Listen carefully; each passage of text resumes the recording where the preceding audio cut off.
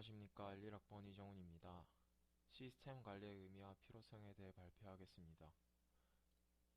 시스템 관리자의 역할은 하드웨어와 몇몇 운영체제의 명령어를 구사하던 과거와는 달리 현재에는 광범위한 기술적 지식과 또한 자신만의 전문화가 이루어져야 하고 비즈니스 마인드와 테크니컬 비전을 가지고 있어야 합니다.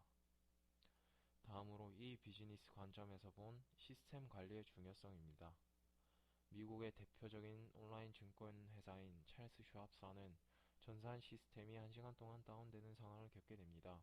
이로 인해 기업의 주식은 그 1시간의 다운타임 동안 26%가 하락했습니다. 이로써 불안정한 IT 인프라스트럭처의 운용은 기업의 이익 구조를 최악의 상황으로 몰고 갈 수 있다는 점에서 시스템 관리의 중요성을 말해주고 있습니다. 다운타임의 비용에 대한 표입니다. 표를 보시면 시간당 트랜잭션이 많은 산업일수록 다운타임의 비용이 늘어나는 걸 볼 수 있습니다. 이로써 시스템 관리자가 관심을 가져야 하는 분야는 시스템을 구성하고 있는 하드웨어나 운영체제 자체가 아니라 어떻게 관리하면 이 시스템으로 기업이 요구하는 가용성과 성능, 업무 처리량을 유지할 수 있느냐 하는 것에 초점을 맞추어야 합니다. 시스템 유지 보수는 시스템 관리에서 중요한 부분입니다. 완벽한 시스템이라고 가정한다면 좋겠지만 세상에 완벽한 시스템은 없습니다. 그러므로 시스템 관리의 제1법칙은 유지보수가 항상 필요하다는 겁니다. 성공적인 유지보수를 위한 계획과 고려사항들입니다. 작업이 다른 서버, 클라이언트, 네트워크, 데이터베이스, 애플리케이션 등에 미치는 영향을 항상 고려해야 합니다. 예상할 수 있는 최악의 상황에 대비하여 항상 계획적으로 작업을 진행해야 합니다. 시스템에서 진행되는 작업이 완벽하게 진행되지 못했을 경우 원 상태로 되돌려 놓을 방안이 강구되어야 합니다. 메인테넌스 작업에 영향을 미칠 수 있는 전반적인 상황을 분석하고 설립된 계획에 대해서는 동료 또는 상관에게 자문을 구하는 것이 바람직합니다. 되풀이되는 업무에 대해서는 자동화된 스크립트나 툴을 사용하는 것이 좋습니다. SPOF를 철저히 분석하여 제거해야 합니다. SPOF는 시스템의 여러 요소들을 연결고리처럼 나열해 놓았을 때 가장 끊어지기 쉬운 고리라고 생각하면 됩니다. 시스템의 용도와 수준에 맞는 서비스 계약을 체결해야 합니다. 시스템의 이력을 확인해야 합니다. 시스템 변경 시의 제한 사항에 대해 말씀드리겠습니다. 시스템에 발생시키는 변경 작업은 한 번에 한 가지씩만 적용해야 합니다. 시스템에서 발생하는 모든 변경 작업은 문서화되어야 합니다. 시스템의 변경을 자동으로 관리해주는 툴을 사용하는 것도 좋은 방법입니다. 시스템에 적용될 모든 것을 테스트해야 합니다. 하나의 솔루션은 그 문제에만 적용해야 합니다. 다음으로 성능 관리 분야의 이해에 대해 설명드리겠습니다. 성능 관리란 시스템이 가지고 있는 자원을 보다 적절히 배치해서 사용자에게 빠른 응답 시간을 제공하기 위한 작업입니다. 다음 그림은 CPU가 데이터 접근을 할 때 메모리로의 접근이 이루어질 때의 시간이 엄청나게 늘어나는 것을 보여줍니다.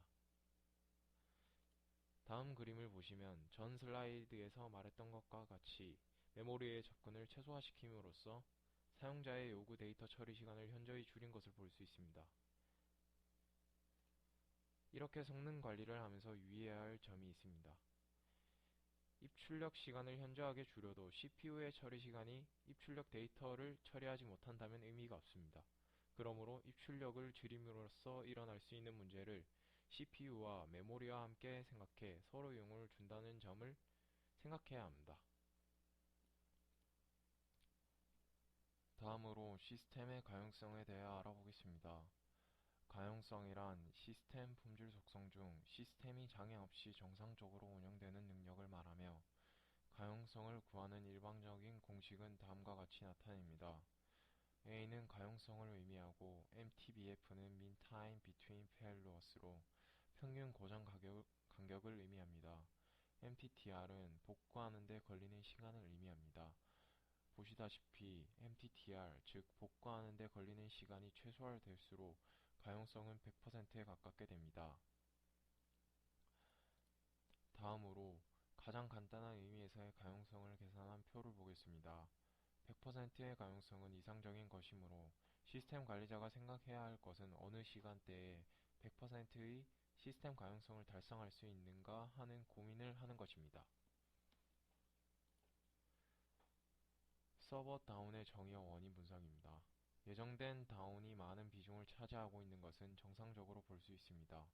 소프트웨어로 인한 다운타임이 많은 포션을 차지하고 있는 것은 서버 소프트웨어, 클라이언트 소프트웨어, 네트워크 소프트웨어 등의 버그는 시스템 안정성을 위하여 가장 통제하기 힘든 분야이기 때문입니다. 특이할 만한 점은 사람에 의한 비중이 15%나 된다는 것입니다. 여기에는 사람들의 직무태만이나 부주의로 인한 실수와 시스템 운영 방법을 완벽하게 숙지하지 않아서 발생하는 문제로 크게 나눌 수 있습니다. 이렇게 사람으로 인한 시스템 다운의 해결책으로는 지속적인 교육과 시스템 구성을 기능에 맞게 단순화시켜 구성하는 방법을 제시할 수 있습니다. 다음으로 가용성 관리 분야로 넘어가겠습니다. 첫 번째로 가용성의 레벨은 시스템의 시큐리티 레벨에 따라 다음과 같이 크게 4단계로 구분합니다.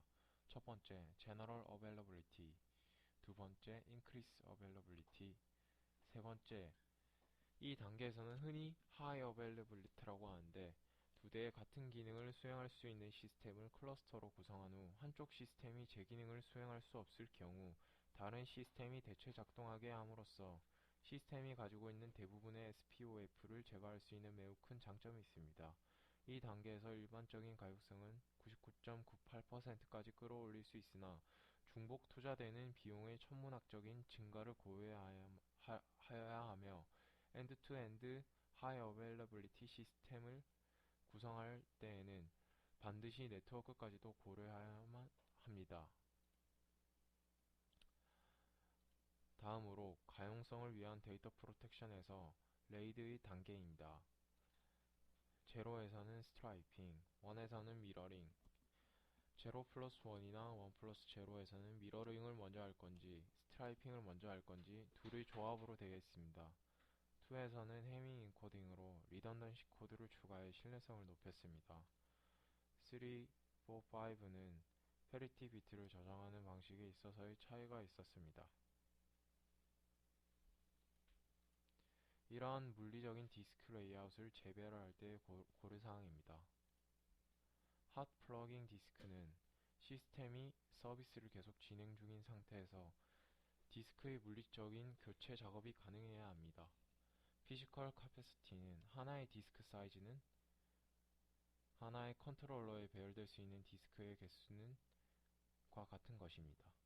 퍼포먼스는 하나의 컨트롤러에서 풀 디스크로 배열하고 다른 하나의 컨트롤러에서는 두세 개의 디스크만 나열한다면 어레이 컨트롤러의 컨텐션에 의한 성능 저하를 야기시킬 가능성이 있다는 것입니다. 캐비넷 스페이스는 슬롯 부족으로 인한 캐비넷의 추가 구매가 발생할 수 있다는 것입니다. 최초 구성 시 철저한 계획의 부족이라고 밖에 볼 수 없습니다. 케이블 관리 SAN이나 NAS의 경우 광 케이블의 길이 관리 또한 충분한 고려 대상이 됩니다. 파워 서플라이 데이터 센터나 다른 건물들이 추가될 하드웨어 전체가 사용할 충분한 전력량이 확보하였는지도 확인해야 합니다.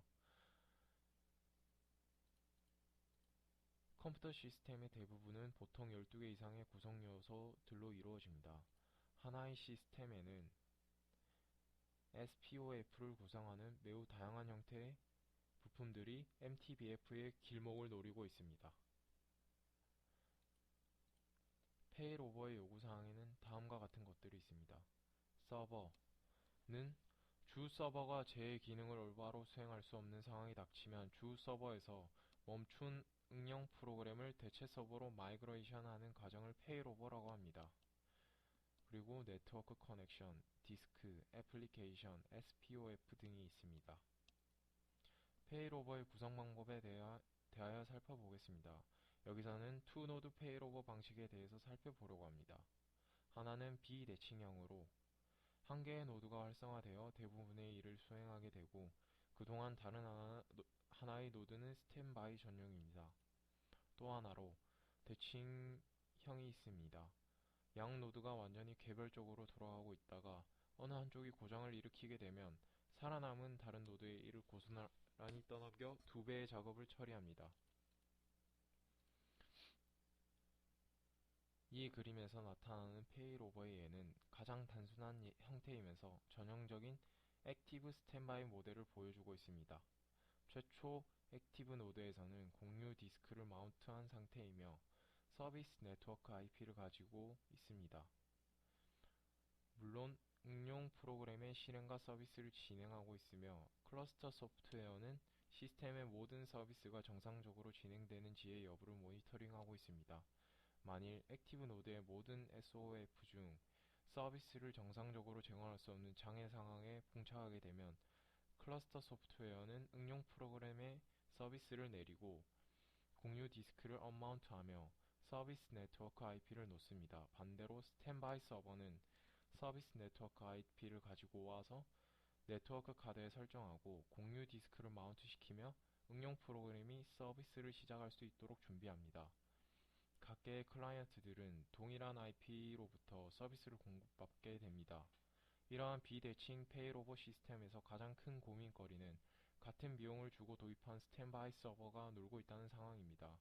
물론 가용성을 끌어올리기 위하여 지대한 역할을 했다는 것은 엔지니어의 입장에선 이해를 할 수 있겠지만 비용을 지출한 고객의 입장을 정당화하기는 힘든 문제입니다. 다음으로 시메트릭 페일오버 시스템은 액티브 페일오버로서 비용적인 측면에서 보다 효율적인 비용 대 효용을 달성할 수 있으므로 대칭형 페일오버가 바람직하다고 볼 수 있습니다.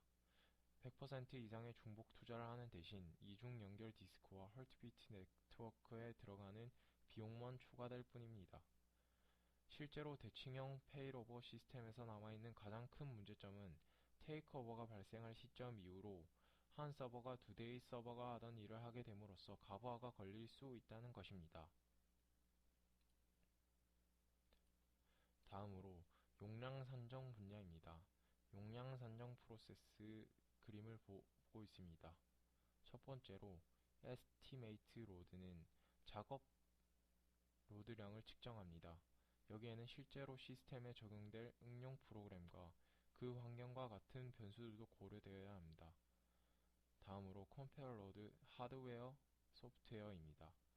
분석된 작업 로드량을 바탕으로 하드웨어와 소프트웨어의 카패빌리티를 분석합니다. 측정된 퍼포먼스 메저먼트를 기반으로 시스템의 물리적, 논리적 용량 산정이 분석됩니다.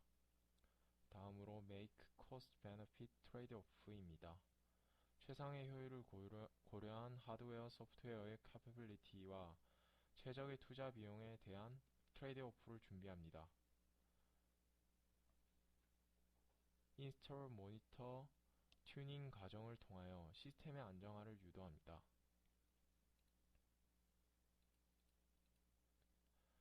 안전한 시스템의 예측을 위해서는 다음의 4가지 팩터들이 주의 깊게 다루어져야 합니다. 첫 번째로 현재 버럴렉을 발생시키는 요소가 아니더라도 모든 자원을 대상으로 카패시티 플래닝을 진행해야 합니다. 두 번째로 얼마나 많은 유저가 사용하는가와 같은 환경 분석이 이루어져야 됩니다. 다음으로 워크로드가 어떤 특성으로 증가하는가 하는 애뉴얼 인플레이션을 분석해야 됩니다. 다음으로 성능 분석이 정확히 이루어졌는가 하는 게 전제가 돼야 됩니다. 이어서 장애 복구 분야에 대해서 설명드리겠습니다. 고가용성의 분야에서 시스템 이중화에 대한 내용을 언급했었는데 복제 기술은 그 연장선상에 있습니다. 복제 기술이란 데이터를 하나의 디스크 집합에서 다른 하나의 완전히 다른 여분의 디스크 집합으로 이동하는 것입니다. 복제는 디스크 미러링과는 다른 기술인데 미러링은 디스크들을 하나의 논리적 볼륨으로 구성하여 가용성을 향상시킨 것이고 이에 반해 복제는 디스크들을 두 개의 완전히 독립적인 부분으로 인식하는 것이기 때문입니다. 복제가 제대로 수행되면 데이터베이스의 복구에 사용되는 모든 물리적 종속 파일 이 복제된 시스템에서도 존재하게 됩니다. 결국 복제는 일관성이 유지되는 두 개의 동일한 데이터의 집합이며 이상적으로는 이 두 개의 디스크가 물리적으로 다른 호스트에 연결되어 있는 서로 다른 위치에 있는 디스크를 의미하게 됩니다. 다음으로 복제가 필수적으로 요구되는 환경입니다.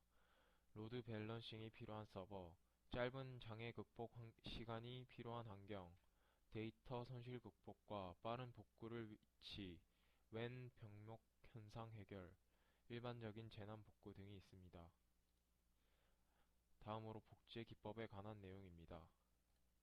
우선적으로 유저에 의한 파일 시스템의 복사에 대해 알아보고 데이터베이스 복제에 대해 알아보겠습니다. 디바이스 드라이버 수준의 쓰기 전송, 디스크 블록 단위 복제, 트랜잭션 단위 복제, 프로세서 수준의 메모리 상태 정보 복제 등이 있습니다. 다음으로 언급할 데이터베이스 복제 기술은 이 유저에 의한 파일 시스템의 복사의 변형이거나 로그 재생을 이용, 데이터베이스 자체 기능, 예를 들어 분산 트랜잭션 관리, 서드 파티 트랜잭션 프로세싱, 큐 시스템을 이용하여 트랜잭션이 복수 서버에서 동작하는 복수 데이터베이스 인스턴스에 트랜잭션을 수행하게 할 수 있게 해줍니다. 데이터베이스 복제 기술 중 하나인 레플리케이션 기술에 대해서 알아봅시다. 먼저 시메트릭 레플리케이션입니다. 분산 환경에서 다른 사이트에 있는 데이터를 로컬 사이트에도 유지하면 네트워크를 거치지 않으므로 데이터를 액세스하는 순간의 퍼포먼스도 향상되고 네트워크 페일러가 발생하여도 작업을 계속 진행할 수 있습니다. 이렇게 분산 환경에서 다른 사이트에 있는 데이터를 자신의 사이트의 오브젝트로 복사하여 사용하는 것을 레플리케이션이라고 합니다. 오라클에서는 다음과 같은 두 가지의 레플리케이션 방법을 제공합니다. 먼저 리드 온리 스냅샷입니다. 한 노드에 있는 마스터 테이블에 대한 리드 온리 스냅샷을 로컬 사이트에 유지하고 주기적으로 마스터 테이블의 변경된 내용을 반영합니다. 다음으로 시메트릭 리플리케이션입니다. 모든 리플리케이트된 데이터들을 변경 가능한 변경사항이 나머지 모든 사이트에 전달됩니다. 스키마 레벨의 변경사항도 다른 사이트에 반영이 됩니다. 다른 마스터 사이트로 데이터를 리플리케이션하는 방법으로 어싱크로노스 방법, 싱크로노스 방법 두 가지가 있습니다. 먼저 어싱크로노스 리플리케이션 방법입니다. 모든 트랜잭션은 디폴트 RPC 큐에 일단 저장된 후 정해진 시간 간격마다 전달됩니다. 시간 간격은 사용자가 원하는 대로 지정할 수 있습니다. 변화가 바로 로컬 사이트로 반영되는 것이 아니므로 리플리케이션 되는 테이블들 사이에 일시적인 불일치가 발생할 수 있습니다. 여러 사이트에 같은 데이터를 반영하는 경우 컨플릭트가 발생할 수 있습니다. 다음으로 싱크로너스 리플리케이션입니다. 다른 사이트의 변경사항이 즉시 로컬 사이트에 반영됩니다. 같은 데이터가 여러 사이트에서 변경된다 할지라도 컨플릭트가 발생하지 않습니다. 네트워크 페일러가 해결되거나 문제의 사이트를 리플리케이션 환경에서 제거할 때까지 리플리케이션 환경에 포함되어 있는 로컬 사이트의 데이터에 대한 변경 작업은 수행될 수 없습니다. 리스폰스 타임이 어싱크로너스 리플리케이션에 비해 느립니다.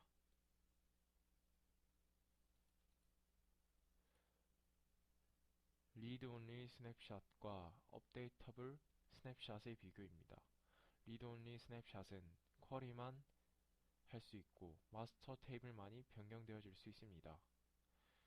업데이터블 스냅샷은 리모트 마스터 테이블뿐만 아니라 스냅샷도 직접 변경할 수 있습니다.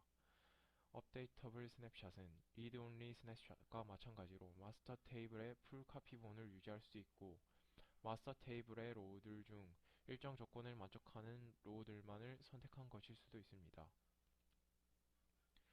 다음으로 업데이터블 스냅샷입니다.